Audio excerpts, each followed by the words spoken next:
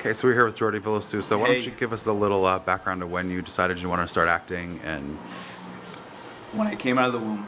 when you came out of the womb? Yeah, I was crying and screaming. It's funny, my family actually gave me the nickname from a young age of Pavarotti, because I was a big crybaby and always seeking attention. And yeah, it's just something that I've always kind of wanted to be heard. Mm-hmm. So I think people who want to be heard or communicate or tell stories are, you know, that they kind of fall into that role of actor. So I think that, you know, that from the earliest I can remember, I have videos, I have old school VHS videos of me telling my parents I'm going to be a Hollywood movie star before you know it. So what that progressed into was this career. Okay, and what were your first roles? Were they in theater or were they Theater? Yeah, I actually started singing in this.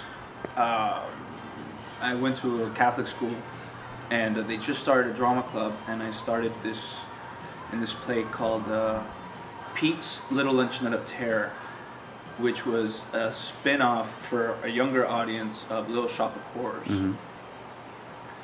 And I got the lead role of Pete, and I couldn't sing worth a damn, but I got it. I remember my voice to this day still cracks, but I was like cracking throughout the show, and I got the lead, and my parents saw it, and then from that point on, they started supporting me, and I started acting. And then eventually you went on to start in soap operas, where you won a Daytime Emmy for Guiding Light. Yeah, one in 2003 for Guiding Light for Tony Santos, and then I wanted to pursue other things. I wanted to pursue film and television and you know, just and theater. Mm-hmm. And just, you know, I kind of thought, well, I'm young and all the family, so why don't I do this now? So. And then you returned to daytime and went on to All My Children for a while. Yeah, for 10 months I was on All My Mm-hmm. Children, which was, you know, I just remember when they canceled the show, I was like, this is too soon. Yeah. I signed a 4-year contract here, and I really started to finally kind of understand this character, because it takes time. I remember Ricky Paul Golden telling me when he was on Guiding Light, him coming on, and he had done Young and the Restless before, and he was telling me, he's like, it takes about 6 months to get this back in your bones, because it does, because it's just, and this was faster than anything I'd ever done. I think this was faster than what they had done. Mm-hmm. And finally, I developed relationships with people in the show, both on screen and off screen, and then I find out they're acting in the show. Yeah. So, yeah, I mean, I had the 10-month run of Griffin Castillo, and I loved the character. I loved playing Arthur. That was something that I felt like I could give back to my own family, because I grew up in a medical family. Now, as someone who's done theater, television, and film, you know, which of the three do you enjoy the most, and what muscles do you feel you need to use differently in each? Well, definitely you use, you know, there's no rehearsal Mm-hmm. in soaps, so it's just, you go with your instinct. Mm-hmm. Really. Film, you have a rehearsal process. Theater, you have a rehearsal process. TV, you can have a rehearsal process. I like the rehearsal process a lot. I like discovering stuff. If you have a good director, you can go deeper. But you know what? I've come to love and respect them all, and kind of, I'm a big believer in there being a reason for everything. So I was meant to do the soap. I'm glad I did the soap. Mm-hmm. And I think I grew from doing that. So right now I'd have to say I just want to keep doing good work. Right. And what are you working on now? I know you mentioned you have film I have a coming up. movie that got pushed called Worried Minds, starring Elliot Gould, that just got pushed. And we're doing something with Alicia Mm-hmm. and some other actors called Payos Revolution. That is the beginnings of a website that will launch a platform for actors who are missed and loved, for them to get in touch with the fans, for us to create content that engages the fan base, and for us to tell stories that we want to tell. One of the main stories is what happened to the soap opera genre in a narrative way.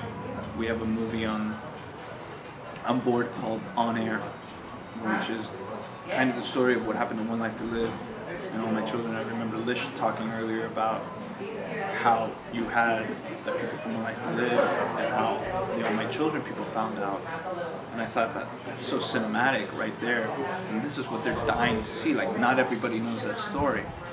So I think there's a reason for telling that story, and I think there's an audience for that story. So it's called palesrevolution.com right now, and it'll be coming out very soon. And now, what advice can you give to somebody who's just starting out in the business? What I would say is pick who you love, pick the actors that you love, and then find out why you love them, and then see what they did, how they did it, what they studied, and read about them as much as you can. And then, because we all need role models and mentors. Unfortunately, there's not a lot of actors don't want to give up their time to share with other actors how they did it. So, but there are books, there's literature, there's movies that you can rent, and then study that, and then see what they did, and then embody that. And I think that's probably the best thing that I would suggest for actors to do. And how do you feel when you have either a young Latino male come up to you and tell them that you've been a role model? Because you have done a lot of roles, and you do have a lot of soap fans that come up to you. What does that feel like, that you're at a stature in your career? Did you ever think that you would get to that point when you started? Yeah, I mean, that's the reason that I do this. I mean, I had heroes growing up. Andy Garcia, for instance. I remember I had a headshot of him in my desk under glass, because he was married to my cousin, and he had done it. And I remember thinking, if this guy did it, I could do it. Yeah. So I had him. So if I can do that for somebody else, it's like the universe reminding me of saying, this is a path. There's a reason for this, and you're giving this to somebody else. So inspiration at the end of the day is why I do this. I mean, I go to movies to get inspired. I look at actors to get inspired. Like this thing today, this appearance was inspirational and giving back to these people, and freaking out, and people freaking out when they meet you, and the love that you get. That's our currency. Money at the end of the day, yeah, but this is our currency. When you first started out, did you ever know that you would get to that, and did you strive for that? Always. Always. That's what you started for. So it's not about the fame for you; it's about the connection. Well, no. The fame, ultimately, fame in its best way is the connection. I think. I mean, famous people who are able to keep grounded and do something. Angelina Jolie, what have you, or when they're able to give back and be an inspiration for not only but for the world, that's a legacy. Yeah, it's something I aspire for. That's such a positive thing coming from somebody who's won an Emmy Award. I mean, you're obviously still very humble, so that's great. It's work. It takes work to keep your feet on the ground. But, yeah, I got good genes. Good genes. Cool. Thank you so much for taking the time to do this. Thank you, Brian.